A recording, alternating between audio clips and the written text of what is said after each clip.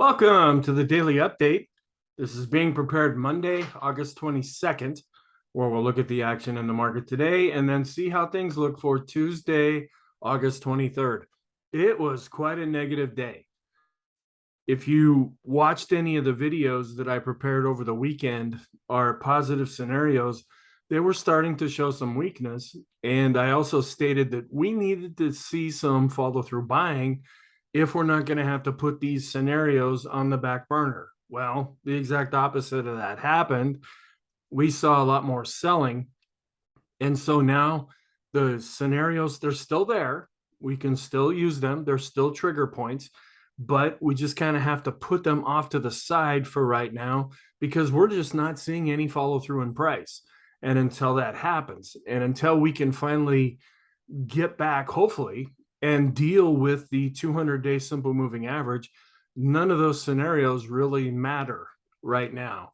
So as this is being worked out and there's a lot of headwinds that are coming into the market, we might see a period of struggle and see how things play out, and it might delay actually being able to push things higher if that's ultimately what happens. Now, on the other hand, we could start to see more weakness that is now developing. In fact, we've even gone short-term oversold on some of our indicators after Friday and Monday's action. So we might get a bit of a bounce out of that, but the situation is shifting a lot more negative right now. So let's go back and talk about things. Right at the open, we had a gap lower. Europe just got hammered. And there's a lot of inflation information that had been coming out of Europe. There were no economic reports on Friday or Monday in the US. So the market really didn't have that to go off of. Well, there's some news coming out of Europe. The PPI was a lot stronger than expected. There's also a geopolitical event that happened over the weekend that has to do with Russia, Ukraine. I'm not going to go into a lot of detail about that because I'm still trying to put things together. But basically, there was what appears to be an assassination of a very influential thinker in Russia that Putin heavily relies on. Well, they tried to assassinate that person, and they ended up assassinating his daughter using a car bomb, and they ended up switching their cars right at the last minute. The reason I bring that up is I'm not trying to take a stance with anything. That's beyond what I do in these videos. But this is a geopolitical concern. And are we going to see some kind of an escalation now back in the Russia-Ukraine situation that could also come over and bleed into the markets? And that's all I'll say for right now, because I'm doing some research and I have a real interest in this myself, and I'll try to feed that to you as objectively as I can. I know in today's world, everybody's supposed to have an opinion, and if you don't agree with their opinion, they demonize you. I don't care. All I'm trying to find out is what are the facts as best as we can find them, and just take them for what they are. Now, on a different level, in a personal area of your life, yeah, you can believe one way or believe the other. But this focus is what's happening in the markets. And that goes beyond our own personal opinions at times. And I stress that a lot in my classes. Anyway, all right. So we opened lower right at the open. We dropped below S1 at 42.09. We even dropped below S2 at 41.90. As the day went on, we went down to S3 at 41.43 and even fell below that. So the market was in a pretty substantial decline, and there was a couple attempts at a rebound, but it just never materialized into anything. So going into the close, we closed pretty much at the low, just a little bit off of that. We ended up being down 2.14%. Volume is still below average. It picked up a little bit, but still we're below the moving average that I use to measure the average volume. And the technicals, they're switching more over negative now. We saw some weakness coming into the market after Friday's session. Well, with Monday's session, that turned things even a little bit more negative. And so now we're having to get a little more defensive with our positive outlook that we're having. Doesn't mean it's gone away. It just means that we're pulling back right now. And so we have to shift our focus a little bit to being a little bit more negative. All right. Oh, going back, inflation and interest rates, that's still the really big thing that's a focus. I mentioned a little bit about the geopolitical concern with the Russia-Ukraine situation. Earnings are coming out, and that can drive the market one way or the other, whether it's within an industry group or a sector or even the whole index. And then this whole Russian debate. Another thing that seems to be happening is this scenario that inflation is topped out and is starting to come down. That was what the markets were using to justify the run up. Well, that seems to be coming into check right now. We might get some more economic reports this week. We have GDP coming out. We have the Fed meeting in Wyoming. That might help clarify things, or at least give the market something to fixate on to create a scenario. But we didn't really have anything on Friday or Monday, so that took prices lower. All right, let's go back and make some comments about this. There's kind of this switch back to a fear that maybe inflation has not topped right now. We don't really have any evidence of that other than looking at Europe and looking at other countries. The economic reports that we've been receiving show that inflation has been coming down. Now, on Friday, we also have the PCE coming out, and that's another major inflation gauge. So, what's happening here? Are we selling the rumor, and then when the report comes out, we'll buy the news? Or was the market just rather directionless right now and just we had gone up to the 200-day moving average? We're pulling back from that, and this is just a continuation of the fallback. All right. Europe was really down strong, as I mentioned. The UK, they're kind of their own thing now since they're not part of the EU anymore. But Germany and France and a lot of those indexes got hit pretty hard, and then that bled over into the US session. All of the sectors ended up being down. Something that's kind of on the fringe of information is that the PBC, the People's Bank of China, they cut their 1-year loan rate by 5 basis points to 365, and its 5-year rate by 15 basis points to 4.30%. And this is in a hope to stimulate growth. With all the lockdowns, with all the things going on within China, they don't have a direct influence on the US, but still we want to keep an eye on what's going on there. They're trying to stimulate their economy that is showing some weakness as well. So again, just be aware of that. Not a big deal when it comes to the US markets, but we just want to be aware of it. The sector rotation and our positive setups, they're showing weakness, and we're kind of having to put those off to the side right now until we see some improvement in that. We've been retreating ever since testing the 200-day simple moving average last Tuesday. We came right up to that level. Some other indexes were able to get above their 200-day, but the S&P did not, and we've been following back since then. We still have the 10 to the 2 and the 10 to the 5-year curves. They are still inverted. We're back again, still in the fear and greed being more neutral. Now, if we're getting set to go even lower from here, there's not a lot of fear right now. We're neutral. And so that has some room to run to the downside to make people more fearful. Not saying that that's what's going to happen. Just be aware of that. We're not showing any kind of an extreme reading right now. Didn't have any economic reports.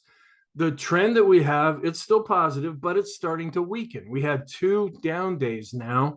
And so the ADX is starting to roll over and going below the moving average. Now, some of you may just say, okay, we've switched our trend now, and the green line and the red lines are getting kind of close together, where some of you that are a little more conservative, you're like, okay, I want to see this play out. I want to see the ADX drop maybe below 20 before it shifts into a different trend. Well, we'll look at the chart and see what we come up with concerning that. I switched the bias to negative because we had Friday and Monday being really down days, and the momentum I've also switched to negative. The positive things that we're seeing, they're kind of in the rear view mirror now. So we need to have some new positive things develop that we can latch onto. All right, so sentiment, we're at 46 now, leaning a little bit more towards the fear side, but still in neutral territory. We had gone up in we're climbing up nicely, but then we're starting to fall back as the market continues to decline. This is some Isabel information, Isabel Net, where we have the S&P forward EPS. Now, these charts all came out before Monday's session. So some of this can already be considered a little bit old news. Not necessarily this chart, but some of the charts I'm going to look at.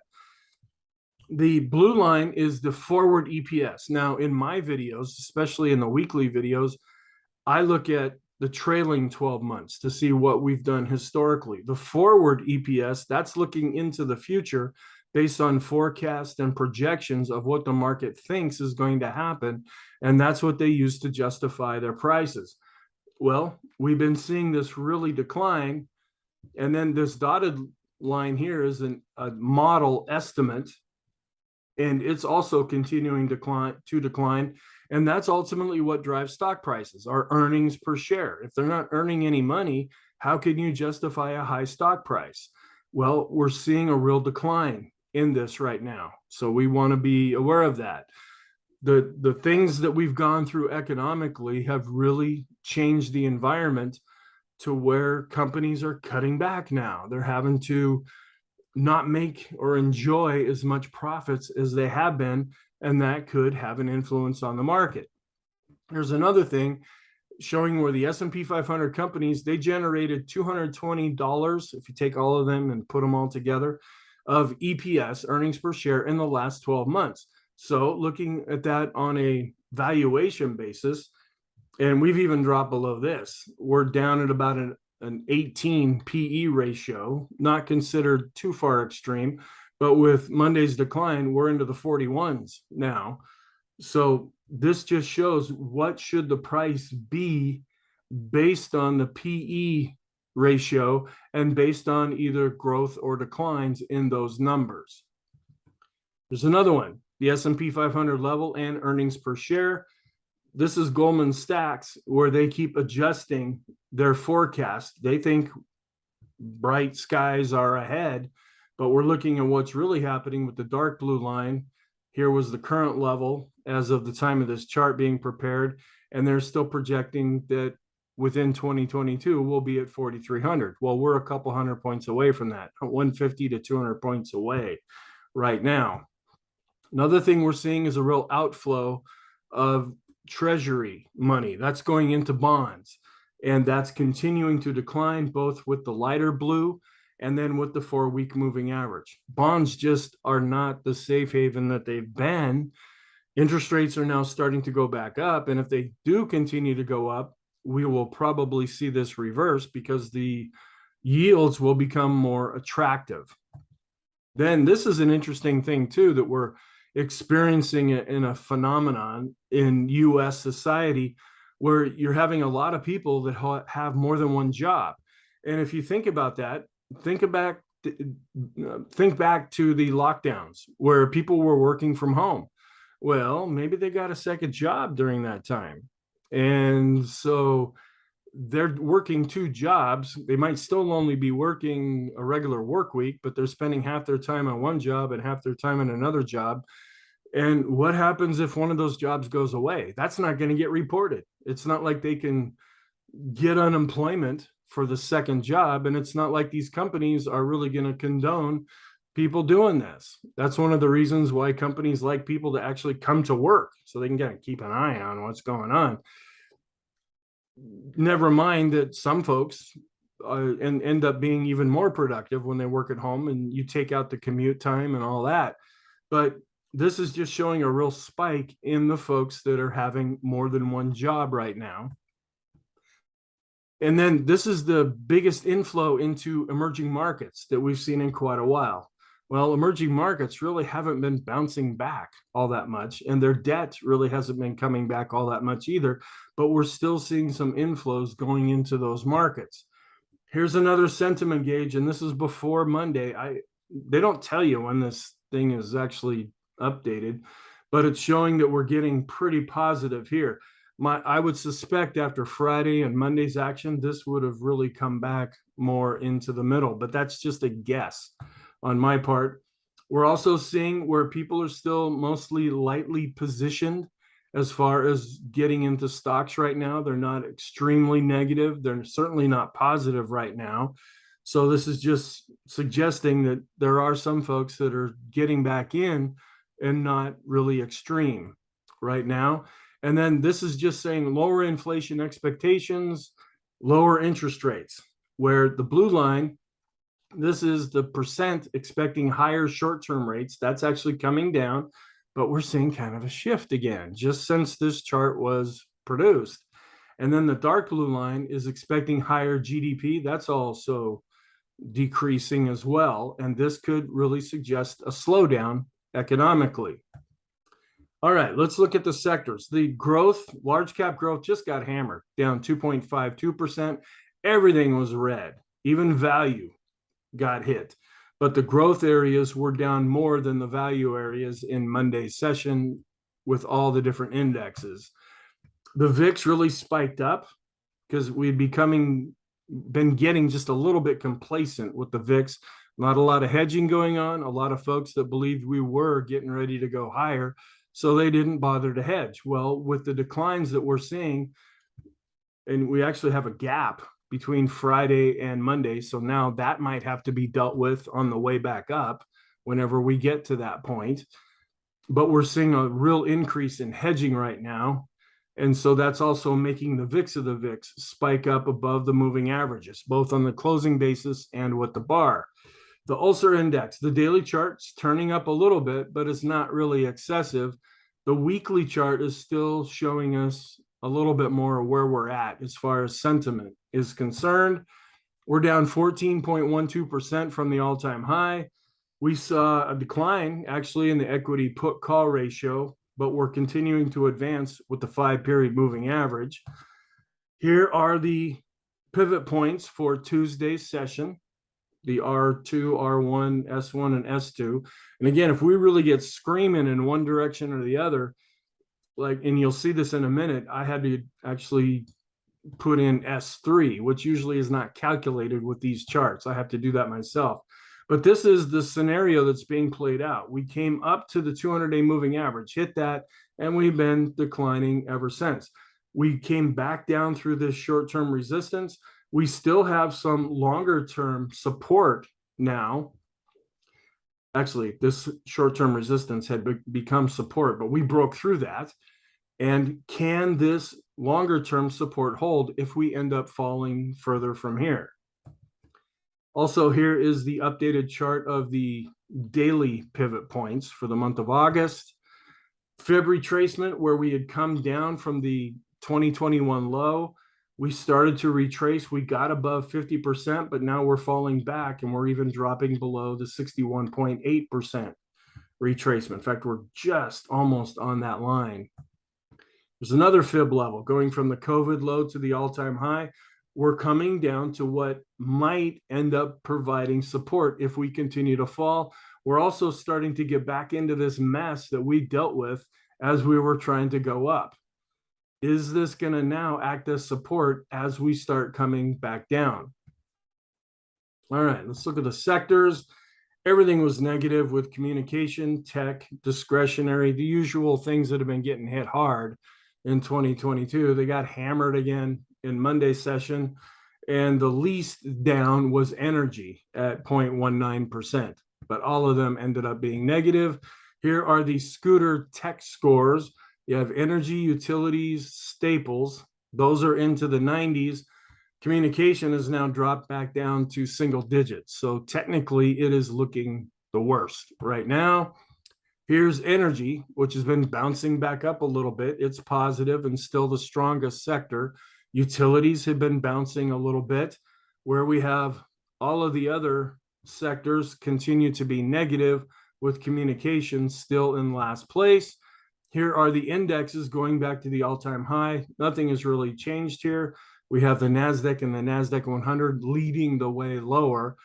It was helping us to go higher, but when there's real problems with growth and selling coming into the market, it's the NASDAQ that seems to be more crazy with how it acts. Technical alerts, they're all negative. And we had one for the S&P where we dropped below 4,200. And then everything else, the NASDAQ was dropping levels all over left and right. We had MACD crossovers. A lot of technical damage was done on Monday, and I'll try to point that out as we go through this. Now, here's some newer charts that I'm including with the best score first, and that would be the Dow. It's still giving us a scooter score of 81.9. When it gets really strong is when we get into the 90s, but this is number one right now. In second place of the mid caps at 75.8. And then again, you can see the historical changes in these scores over time. Small caps 71.6. Then we have the S&P. It's dropped below 70 into 69.2. And then in last place are the Qs. They've dropped below 50. They're at 46.1 right now. So a lot of technical damage has been done over the last few days. All right, let's go back and look intraday. And somehow this magical line didn't show up in yesterday's video, but it did show up today. Figure that one out. Where we gapped lower below S1, S2, and eventually made it all the way down to S3. And that's a pretty significant move. There were a couple of attempts at a bounce, but they quickly fizzled. And we ended up going into the close fairly flat and just a little bit off of the low for the session. Our trend, this is what I'm talking about with the ADX. We're still above 20. The green line is still on top, but it is massively decreasing as the red line is increasing, and we've dropped below the moving average.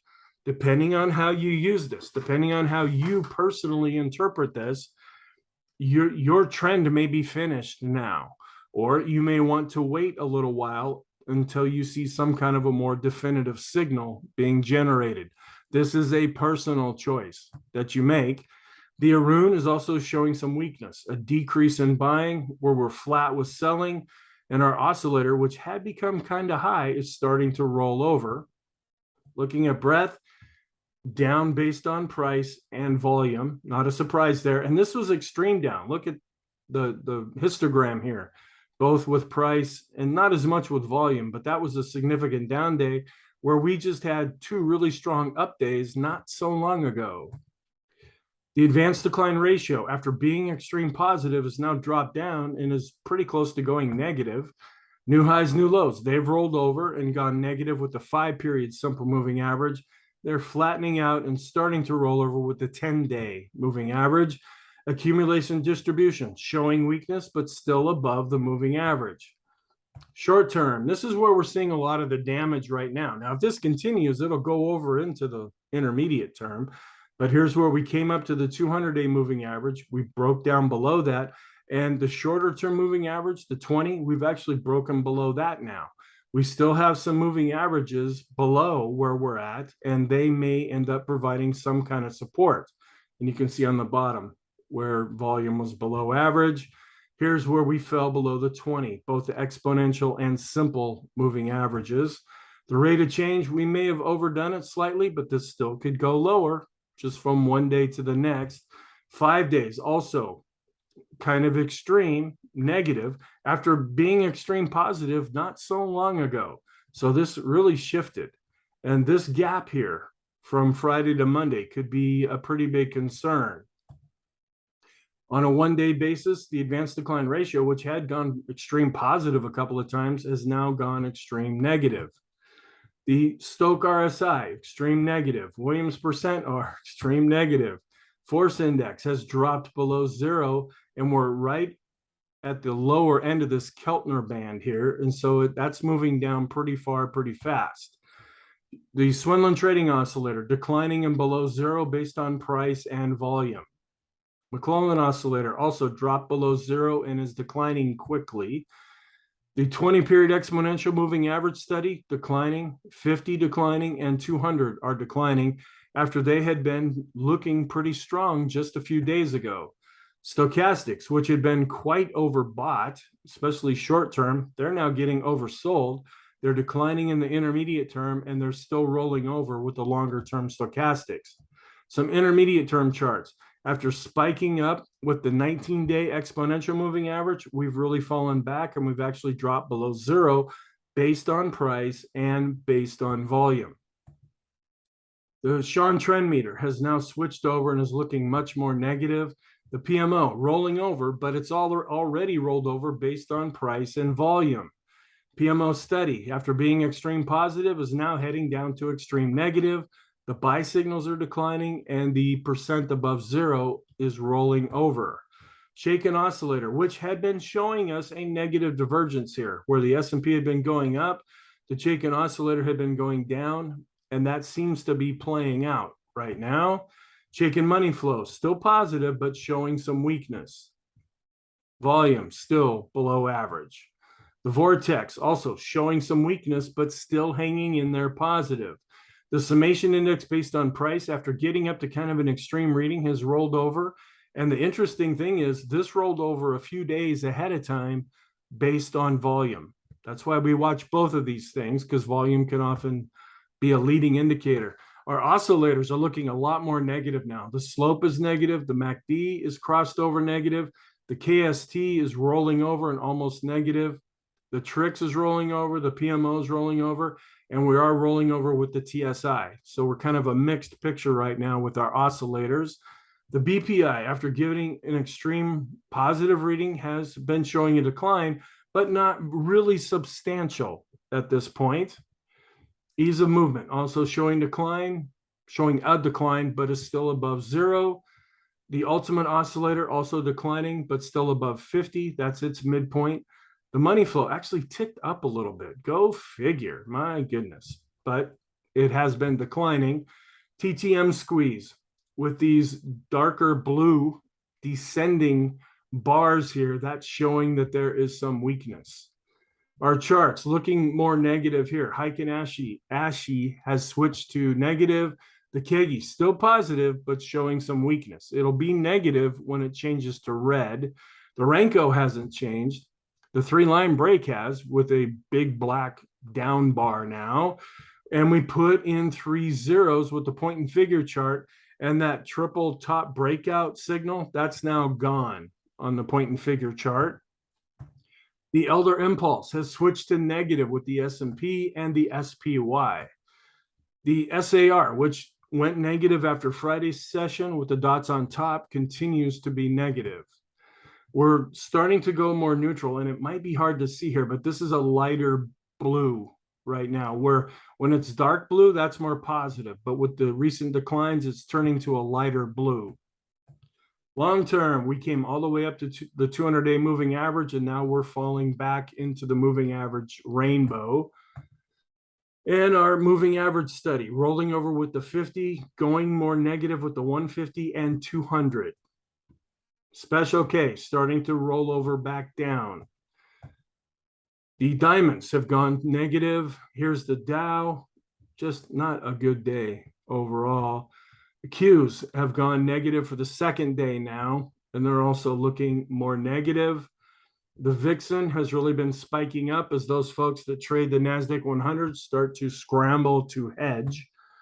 And the NASDAQ also looking more negative. The mid caps looking more negative. Wilshire more negative.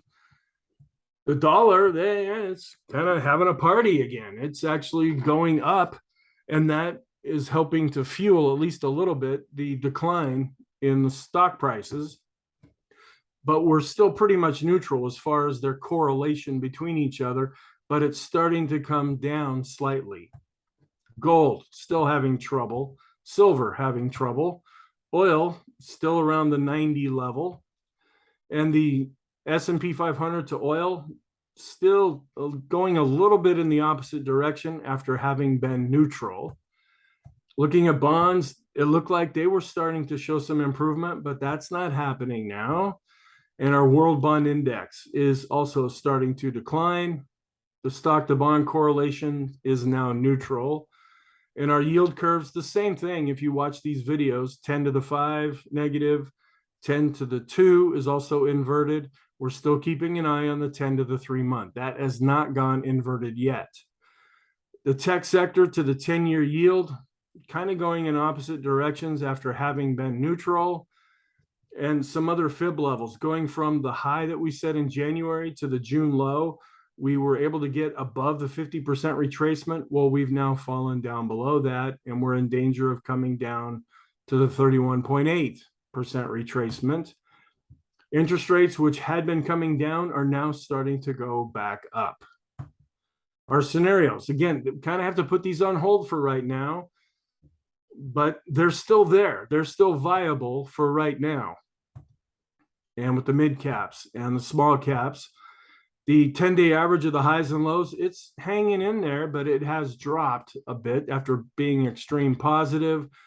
The broad market look at the highs and lows over a 5-period moving average, it's still holding up fairly well.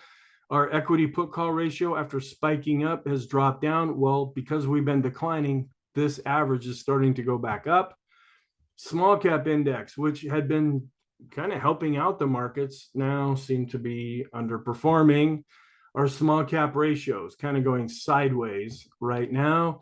So the spike that we saw in the small cap ratio, it's now coming back down as the S&P is coming down. The correlation between the S&P 500 and to the 10-year yield, it's still pretty much neutral, but kind of starting to head in opposite directions. Here's our sector rotation. It took a hit. The Qs dropped in their ratio, discretionary dropped, and so did growth versus value, with the Qs actually dropping below the moving average. Here's large, mid, and small caps. They're all below their moving average now. We want to see, is this moving average going to really start to roll over and go negative? Doesn't mean that this scenario is gone.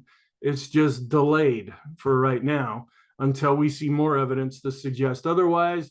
We're seeing a pretty solid negative correlation between the S&P and the 2-year yield. So this might be producing a new spike. So the spike that we've been looking at, that might get taken out.